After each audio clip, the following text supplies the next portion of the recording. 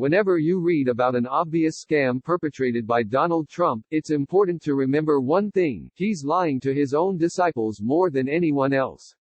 The rest of us, the normals, for lack of a better term, aren't necessarily the dupes in his various acts of desperate treachery, even though, yeah, we're all the victims of the consequences.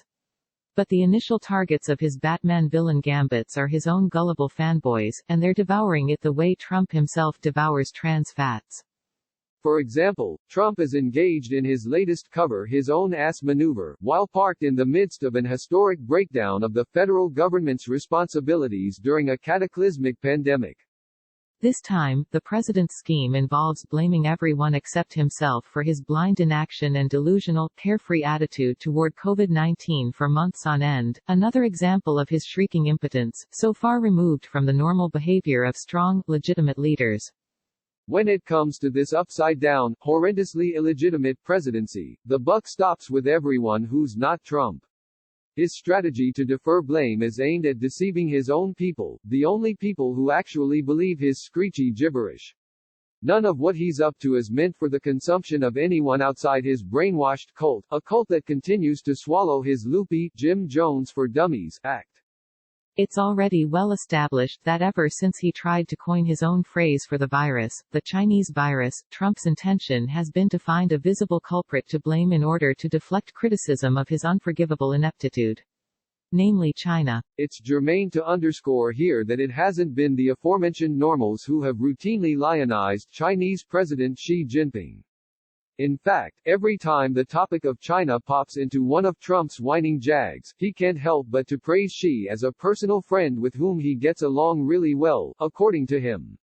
Consequently, while Trump's red hats are accustomed to applauding any mention of the friendship between Xi and Trump, the carpet has yet again been snatched out from under them, now that their cult leader insists Xi's China is the real crook in all this.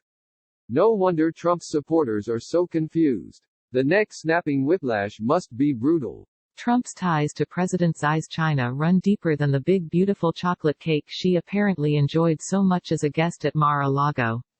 While the White House is frantically pointing stumpy fingers at China as the real killers, the Trump Organization continues to do billions in business with China. The top Chinese state-owned bank, Industrial and Commercial Bank of China Limited, has rented an entire floor in Trump Tower for the last 12 years, at $2 million per month. Ivanka Trump's fashion products rely upon Chinese labor, while the Trump hotel chain has offices in China as well. Meanwhile, $500 million in Chinese money has been invested in an Indonesian project that includes Trump-branded properties. Communist China, as House Minority Leader Kevin McCarthy called that nation the other day, is clearly one of Trump's leading business and investment partners, and also the alleged real enemy in the COVID-19 outbreak. How do you square that one, red hats? The Trump White House has also been actively floating trial balloons about firing Dr. Anthony Fauci, director of the National Institute of Allergy and Infectious Diseases, after Fauci made the mistake of saying on CNN that the president should have enacted preventative measures earlier in the crisis. This obvious truth triggered the president's fragile ego, leading him to consider replacing Fauci. Trump and his fluffers in the conservative entertainment complex are also spreading the word that, somehow, it's really Fauci's fault that the White House didn't do more to prevent the spread of the virus. By the way, discontinuing travel from China was the least Trump could have done without doing nothing. Even though he's insisting on a participation trophy for his decision to do it, it was nothing more than a band-aid on a sucking chest wound.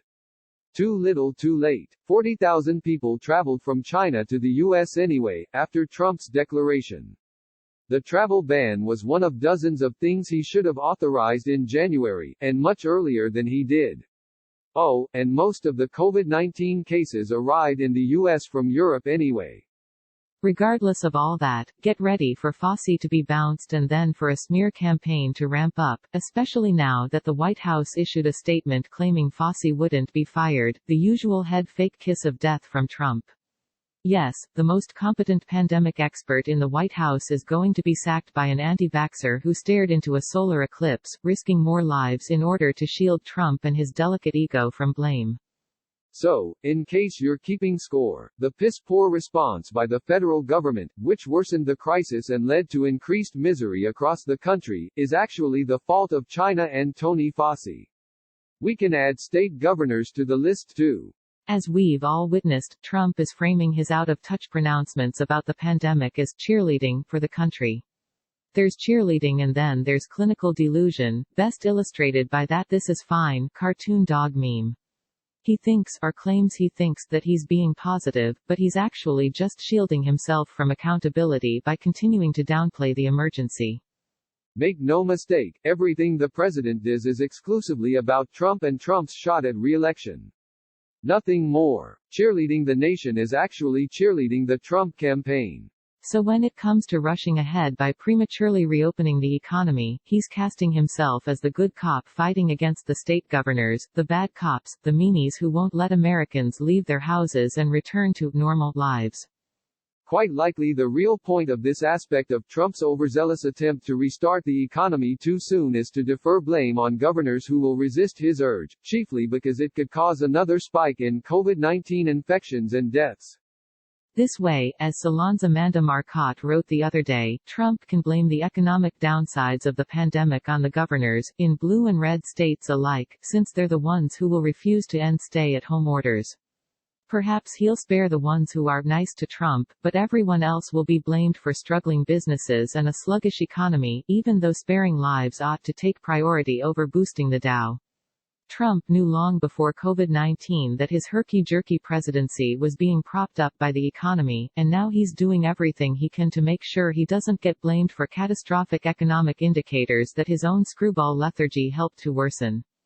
Nevertheless, the only voters who will buy into this "everyone screwed up except Trump" PR strategy will be the ones who already believe Trump is their clown messiah, and they would vote for him even if he told them to substitute pages of the Constitution for sold-out rolls of toilet paper. No one else is buying his snake oil anymore, as indicated by his rising disapproval numbers. Trump is deliriously grasping for anything that might extricate his incompetent presidency from a disaster he himself made worse, and the reason he did that in the first place was because he was far more interested in not spooking the economy, a goal he continues to pursue. If he were seriously interested in solving these accumulating calamities, he would step aside, go play golf, and allow the grown-ups and experts to handle things from here. But he won't. He's demanding credit when he deserves none, and he's placing blame where little exists.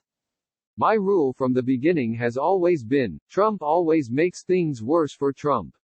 This time, however, he's dragged the rest of us down with him.